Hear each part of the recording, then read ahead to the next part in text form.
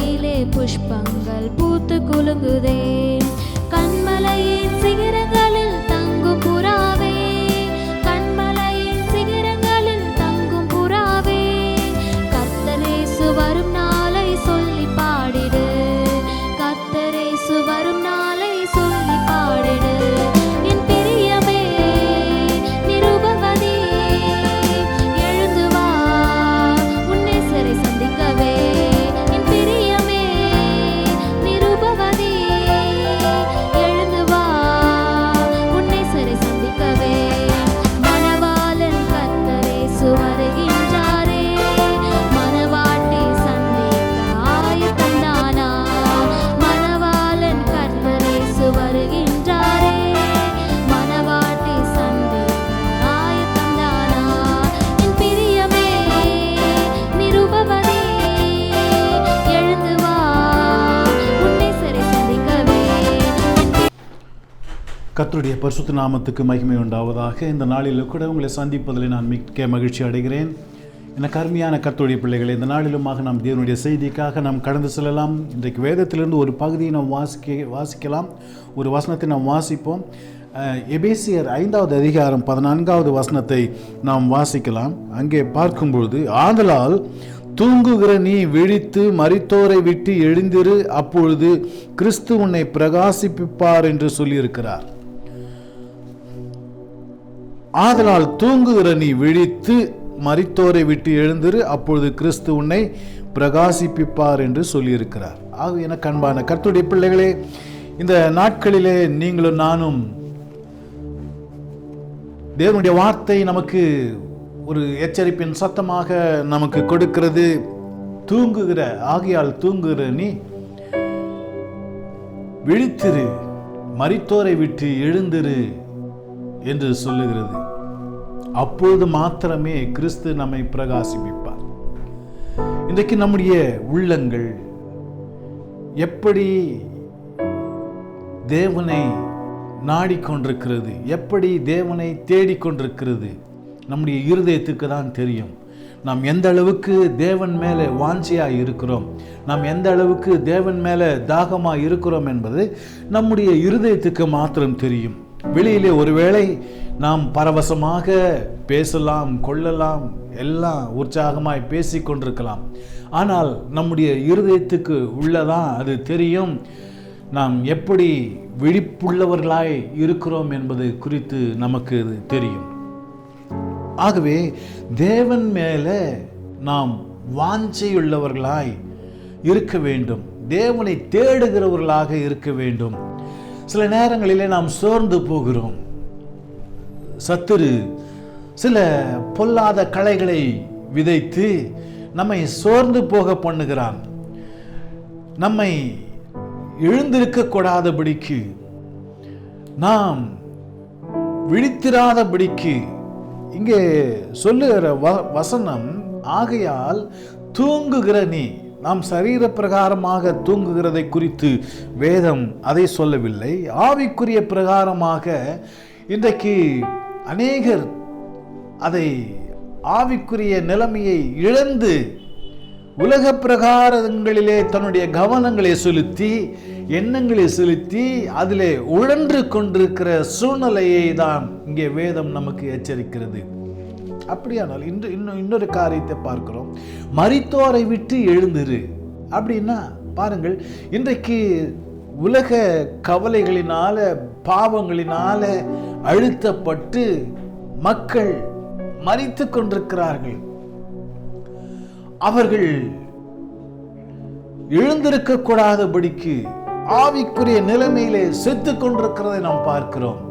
இன்றைக்கு அருமையான கர்த்தருடைய பிள்ளையே, இன்றைக்கு நாம் அவர்களைப் போல நாமும் அதிலே உழன்று கொண்டிருக்காதபடிக்கு, நாமும் மரித்து விடாதபடிக்கு நாம் எழுந்திருக்க வேண்டும் என்று சொல்லி வேதம் சொல்லுகிறது. எனக்கு அருமையான கர்த்தருடைய பிள்ளையே, நான் ஒரு கதையை உங்களுக்கு நான் சொல்ல விரும்புகிறேன். ஒரு சுரங்கத்திலே ஏராளமான மக்கள், ஆயிரக்கணக்கான மக்கள் அந்த சுரங்கத்திலே வேலை செய்து கொண்டிருக்கிறார்கள். ஒரு நாள் மாலையிலே சிறுவன் ஒருவன் அந்த சுரங்க வாசலிலே வந்து நின்று கொண்டிருந்தான். வேலையை முடித்துவிட்டு சுரங்கத்திலிருந்து வெளியே வருகிறவர்கள் அந்த நேரத்திலே வெளியே வருவார்கள். அதிலிருந்து முதலாவது வந்த ஒருவர் அந்த சிறுவனை பார்த்து, உனக்கு என்ன இங்கே வேலை, என்ன செய்து கொண்டிருக்கிறாய், போவின் வீட்டுக்கு என்று சொல்லி அதட்டி சொன்னாராம். இல்லை, நான் எங்க அப்பாவை பார்க்க நான் வந்து இருக்கிறேன் அப்படின்னு சொல்லும்போது, உங்க அப்பாவெல்லாம் யாருக்கும் கண்டுபிடிக்க முடியாது, எல்லாம் பார் என்ன பார் எப்படி இருக்கிற அந்த மாதிரி தான் எல்லாரும் இருப்பாங்க. கருப்பா கரையில் தூசுகளும் அந்த கரியும் தான் இருக்கும். ஹெல்மெட்டு போட்டுட்டு இருப்பாங்க, முகமெல்லாம் கரியா படிஞ்ச, உடலெல்லாம் சரீரமெல்லாம் கரியா இருக்கும். அதனால உங்க அப்பாவை நீ கண்டுபிடிக்க முடியாது, போ அப்படின்னு சொன்னாராம். ஆனால் அந்த பையன் சொன்னான், எங்க அப்பாவுக்கு என்ன தெரியும் அப்படின்னு சொன்னானாம். ஆகவே நான் இங்கே நிற்பேன், எங்க அப்பா என்னை பார்த்து என்னை கூப்பிடுவார், என்னை அழைப்பார் என்று சொல்லி அவன் தெளிவாக சொன்னானாம். எனக்கு அருமையான கர்த்தருடைய பிள்ளைகளே, எல்லாரும் வெளியே வரும்போது கரும் புகையோடு கருப்பான நிறத்திலே வெளியே வந்தாலும் அவங்க அப்பாவுடைய கண்கள் தன்னுடைய மகனை பார்க்கும். பாருங்கள், அந்த சிறுவனுக்கு இருந்த வாஞ்சை, அவனுக்கு இருந்த அறிவு ஞானம் எவ்வளவு பெரியது என்று பாருங்கள். அவன் அந்த தைரியத்தை விடவே இல்லை. போ என்று சொன்ன அவரிடத்திலே தைரியமாய் சொன்னான், எங்க அப்பாவுக்கு என்னை தெரியும், நான் அவரை கண்டுபிடிக்க முடியாவிட்டாலும், நான் அவரை பார்க்க முடியாவிட்டாலும் எங்க அப்பா என்னை பார்த்து கொண்டிருக்கிறார், என்னை பார்ப்பார் என்று சொல்லி அவன் சொன்னானாம். எனக்கு அருமையான கர்த்தருடைய பிள்ளைகளே, இந்த வாஞ்சை, நான் என் தகப்பனை நான் பார்ப்பேன், சந்திப்பேன், அவரோடு பேசுவேன் என்று அந்த எண்ணம், நோக்கம், வாஞ்சை நமக்குள்ளே இருக்க வேண்டும். நம்முடைய வேலை ஸ்தலங்களிலே தேவனை பார்த்து கொண்டிருக்கிறார், உண்மையுள்ள மனுஷனாய் இருக்க வேண்டும் என்று சொல்லி தேவன் விரும்புகிறார். உலக மக்களைப் போல நாம் வேலையிலே அசதியாய் இருந்து விடக்கூடாது. அப்படி வேலையிலே அசதியாய் இருப்போமானால், ஒரு பொறுப்பற்றவர்களாய் நாம் இருப்போமானால், நாம் தேவனுடைய பிள்ளைகளாய் இருக்க முடியாது. தேவன் நம்மோடு பேச மாட்டார். ஆகவே தேவன் நம்மோடு பேச வேண்டுமானால், தேவன் நம்மோடு கூட இடைப்பட வேண்டுமானால், நாம் அவருக்கு உகந்தவர்களாய் இருக்க வேண்டும். நாம் வாஞ்சியுள்ளவர்களாய் எல்லா காரியத்திலும், வேலை ஸ்தலங்களிலே, வீட்டிலே, நண்பர்கள் மத்தியிலே, நம்முடைய பேச்சுக்களிலே, நம்முடைய எண்ணங்களிலே, எல்லாவற்றிலும் ஆண்டவருக்கு பிரியமாய் நடக்கிறவர்களாக நாம் நடக்க வேண்டும். தேவன் எதை விரும்புகிறார் என்பதை குறித்து நாம் சிந்தித்து நாம் செயல்பட வேண்டும். அவருக்கு என்ன பிடிக்கும்? அவர் என்மேல் வாஞ்சியாய் இருப்பாரா?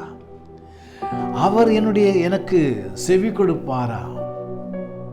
அதையே நம்முடைய வாழ்க்கையில நாம் சிந்தித்து நாம் செயல்படும் போது, உண்மையுள்ளவர்களாய் இருக்கும்போது, தேவன் நம்மேல் பிரியமாயிருப்பார். தேவன் நம்மை, அப்பொழுதுதான் தேவன் நம்மை பிரகாசமடைய செய்வார். தேவன் நம்மை பிரகாசமடைய செய்வார். இன்றைக்கு அருமையான கர்த்தருடைய பிள்ளைகளே, இன்றைக்கு நாம் ஏன் பிரகாசமாய் இருக்க வேண்டும்? ஏன் பிரகாசமாய் இருக்க வேண்டும்? வேதத்தில் பார்க்கிறோம். வெளிப்படுத்தல் 22:16 பார்க்கிறோம். அங்க சொல்லப்பட்டிருக்கிறது, ஏனென்றால் தேவன் பிரகாசம் உள்ளவராய் இருக்கிறார். பாருங்க, சபைகளில் இவைகளை உங்களுக்கு சாட்சியாக அறிவிக்கும்படிக்கு இயேசுவாகிய நான் என் தூதனை அனுப்பினேன். நான் தாவீதின் வேரும் சந்ததியும் பிரகாசமுள்ள விடிவெள்ளி நட்சத்திரமுமாயிருக்கிறேன். பரலோகத்திலே பிரகாசமாயிருக்கும். நம்முடைய தேவன் பிரகாசம் உள்ள தேவன். அவருடைய சமூகம் பிரகாசம் உள்ளது. அவருடைய பிரசன்னம் பிரகாசமாயிருக்கும், வெளிச்சமாயிருக்கும். வெளிச்சம். பரலோகத்திலே சூரியன் கிடையாது, சந்திரன் கிடையாது. தேவனே வெளிச்சமாயிருப்பார், தேவனே பிரகாசமாயிருப்பார். ஆகவே இன்றைக்கு நீங்களும் நானும் அவருடைய சாயலிலே நாம் உருவாக்கப்பட்டிருக்கிறோம். அப்படியானால் அவருடைய சாயலிலே உருவாக்கப்பட்ட நாம் அவரை போல இருக்க வேண்டும் என்று சொல்லி தேவன் விரும்புகிறார். அப்போ தேவன் எப்படி இருப்பார்? பிரகாசமுள்ள தேவனாய் இருக்கிறார், வெளிச்சமுள்ள தேவனாய் இருக்கிறார். ஆகவே நாமும் பிரகாசமாய் இருக்க தேவன் விரும்புகிறார். ஆண்டவருடைய வசனம் சொல்லுது, நான் பரிசுத்தர், நான் பரிசுத்தர், ஆகையால் நீங்களும் பரிசுத்தராயிருங்கள். ஆகவே தேவன் எப்படி இருக்கிறாரோ அப்படியாக இருக்க தேவன் நம்மை விரும்புகிறார். பரலோகம் பிரகாசமாய் இருக்கிறது, தேவன் பிரகாசமாய் இருக்கிறார். அப்படியானால் அவரால் உண்டாக்கப்பட்டவர்களாகிய நாம், படைக்கப்பட்டவர்களாகிய நாம் அவரை போல இருக்க தேவன் விரும்புகிறார். கருப்பா இருக்க முடியாது. நம்முடைய இருதய பிசாசுதான், அவன் கருப்பா இருப்பான், அவனுடைய உள்ள கருப்பா இருக்கும். கருப்பு என்று சொன்னால் மனுஷர்களுடைய நிறத்தை அல்ல,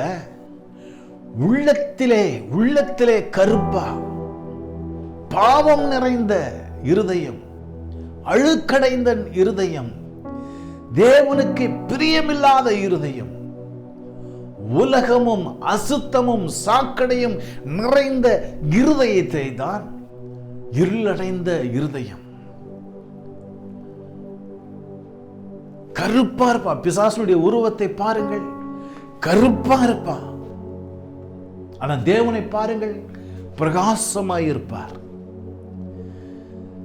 பிசாசுக்கும் தேவனுக்கும் வித்தியாசம் இதுதான். பிசாசு இருதயம் கருப்பா இருக்கும். அவன் எப்படி இருக்கிறானோ அப்படியே அவனை சார்ந்தவர்களும் இருப்பார்கள்.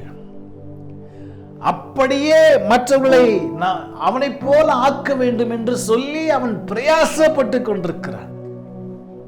அதுதான் அவன் நம்மை தூங்க வைக்கிறான். ஆவியிலே தேவனை தேடக்கூடாதபடிக்கு, ஜெபிக்க கூடாதபடிக்கு, வேதத்தை வாசிக்க கூடாதபடிக்கு அவன் நம்மை தூங்க வைக்கிறான். ஆண்டவருக்கு உண்மையுள்ளவர்களாய் இராதபடிக்கு, வேலையில உண்மையுள்ளவர்களாய் இராதபடிக்கு, நம்முடைய பேச்சிலே, நம்முடைய கண்களிலே, நம்முடைய சிந்தனையிலே அவன் நம்மை தூங்க வைத்து விடுகிறான்.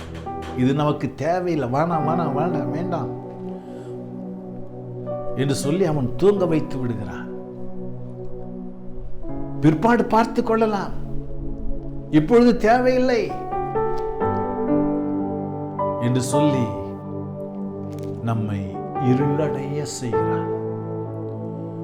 பாவத்துக்குள்ளாக வழிநடத்துகிறவனாக இருக்கிறான். ஏன்னா அவன் இருளின்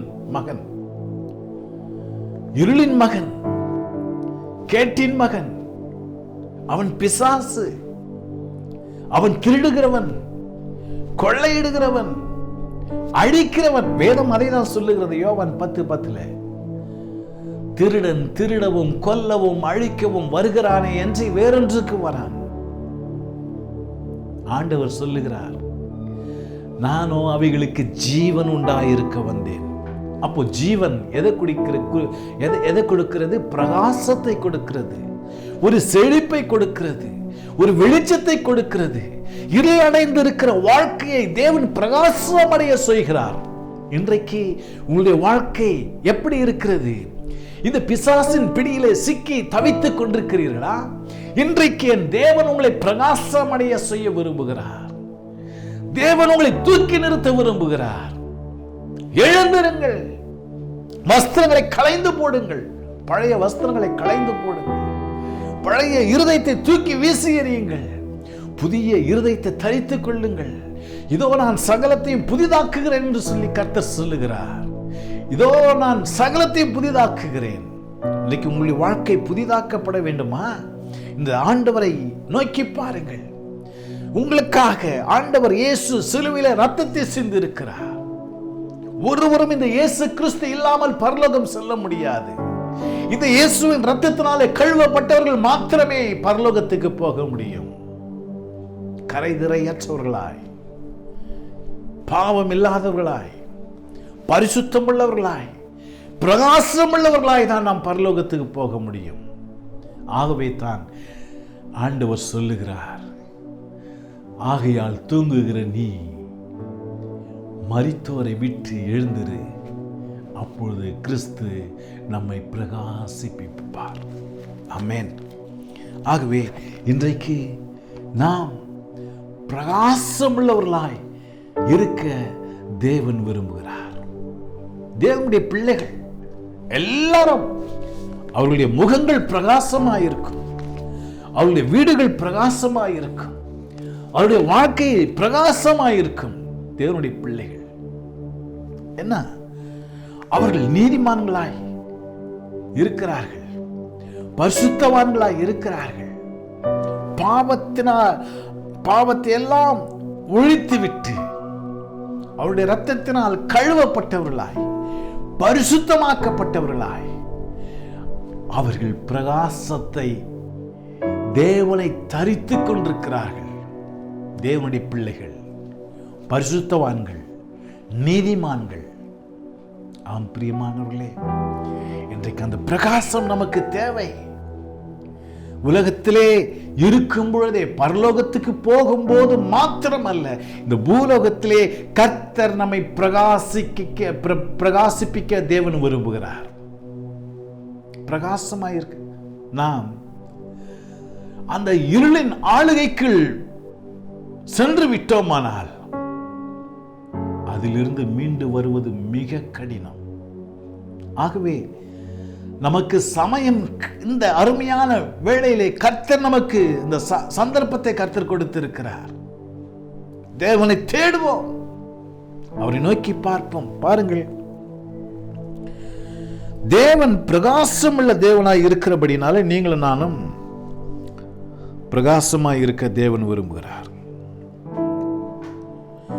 இரண்டாவதாக பார்க்கிறோம், அவருடைய ராஜ்யம் பிரகாசம் உள்ளது.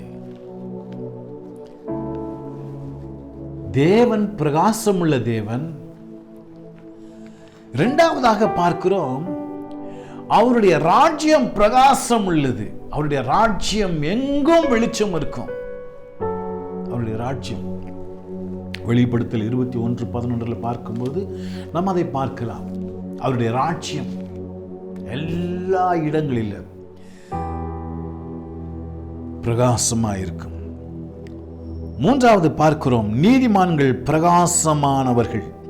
தானியேல் 12:3 பார்க்கிறோம், நீதிமான்கள் எல்லாம் பிரகாசமாயிருப்பாங்க. ஏன்னா தேவன் அவங்களுக்குள்ளே வாசம் பண்ணுகிற தேவன். இன்றைக்கு அவருடைய ராஜ்யத்துக்குள்ளே பிரவேசிக்க விரும்புகிற நீங்களும் நானும் உலகம் போக்கிற போக்கிலே, உலகம் செல்லுகிற வழியிலே நீங்களும் நானும் செல்ல முடியாது. ஆண்டவர் சொல்லுகிறார், இஸ்ரவேல் தனித்து சுகமாய் வாசமாய் இருப்பான் என்று சொல்லி. இஸ்ரவேல் தனித்து சுகமாய் வாசமாய் இருப்பான். நீங்களும் நானும் தனித்து சுகமாயிருக்க தேவன் விரும்புகிறார். உலக மக்களைப் போல அவர்களோடு கூட ஒட்டி உறவாடி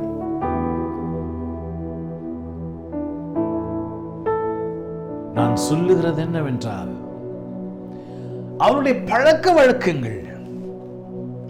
ஆகவே இன்றைக்கு நீங்களும் நானும் இந்த உலக பழக்க வழக்கங்களினாலே சிக்குண்டு பிசாசின் பிடியிலே இழுப்புண்டு நாம் அமிழ்ந்து போகாதபடிக்கு இந்த நாட்களிலே தேவனை தேடுகிற பிள்ளைகளாயிருக்க வேண்டும், ஜெபிக்கிற பிள்ளைகளாயிருக்க வேண்டும்.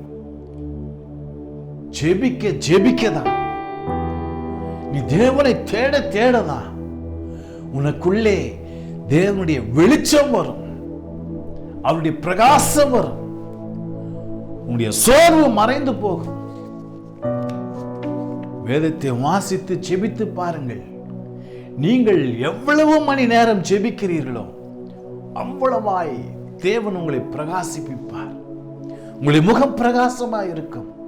சத்துரு உங்ககிட்ட வர முடியாது, நெருங்க முடியாது, நடுங்குவான், பயப்படுவான். ஏன்? தேவன் உங்களுக்குள்ளே வாசமாய் இருக்கிறார். உங்களை சுற்றிலும் தேவ பிரசன்னம் இருக்கிறது.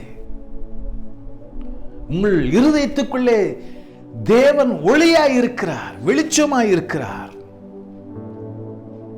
ஆகவே இன்றைக்கு ஆண்டவரை தேடுகிறவர்களாய் நாம் காணப்பட வேண்டும். தூங்குகிற நாம் விழிப்படைய வேண்டும். எபேசியர் 5:14 பார்த்தோம் அல்லவா? நாம் விழிப்படைய வேண்டும். மரித்தோரை விட்டு வெளியே வர வேண்டும்.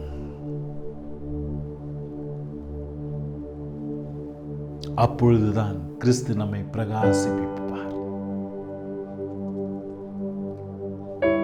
இன்னைக்கு அருமையான கர்த்தருடைய பிள்ளையே, இன்னைக்கு ஆண்டவருடைய சமூகத்தில் இந்த வார்த்தைகளை கேட்டுக்கொண்டிருக்கிற தேவ பிள்ளையே, ஆண்டவரை நோக்கி பாருங்கள், ஆண்டவரை நோக்கி பாருங்கள்.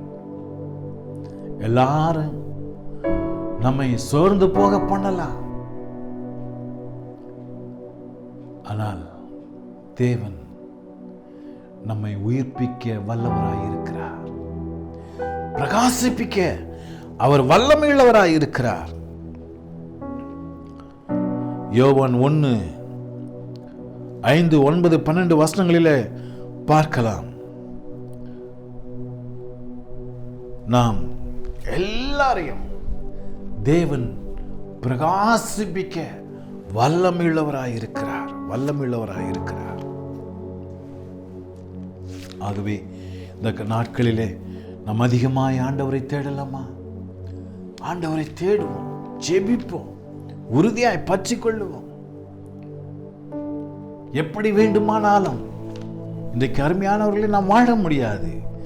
கிறிஸ்துவை சார்ந்துதான் வாழும் பொழுது தேவன் உங்களை பிரகாசிப்பிக்க செய்வார். கிறிஸ்துவை சார்ந்து, கிறிஸ்துவை சார்ந்து பாருங்கள். யோவான் 1:5 அந்த ஒளி இருளிலே பிரகாசிப்பிக்கிறது, இருளானது அதை பற்றி கொள்ளவில்லை. ஆகவே கிறிஸ்துவாகிய அந்த வெளிச்சம் நமக்குள்ள வரும்பொழுது இருள் தானாய் போய்விடும், பாவம் தானாய் விலகி போய்விடும், எல்லா அழுக்குகள் மறைந்து போகும்.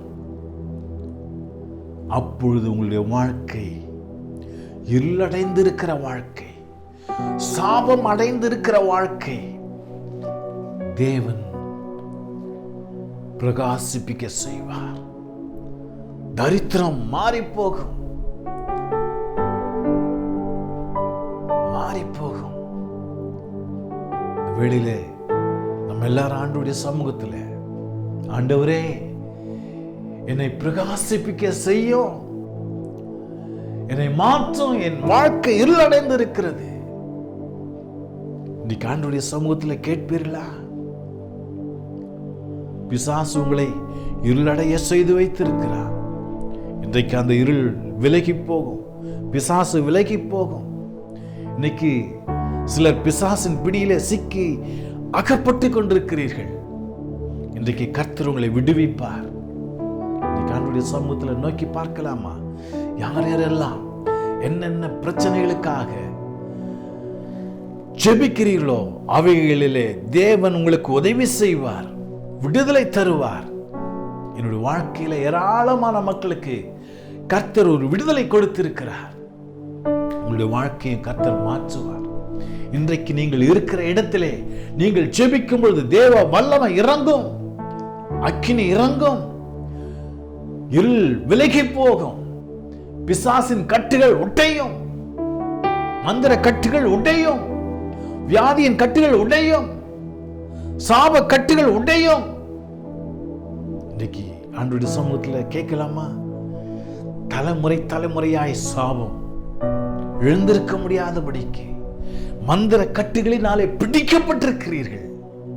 இன்றைக்கு கர்த்தர் உங்களை பிரகாசிப்பிக்க வல்லமுள்ளவராயிருக்கிறார். அந்த இருள், அந்த மந்திர கட்டில் என்ற இருள் விலகி போகும். ஜெபிக்கலாமா? கண்களை மூடி ஜெபிப்போம். எங்களை நேசிக்கிற அன்பின் பரலோக பிதாவே, இந்த நல்ல வேளைக்காக உமக்கு ஸ்தோத்திரம்.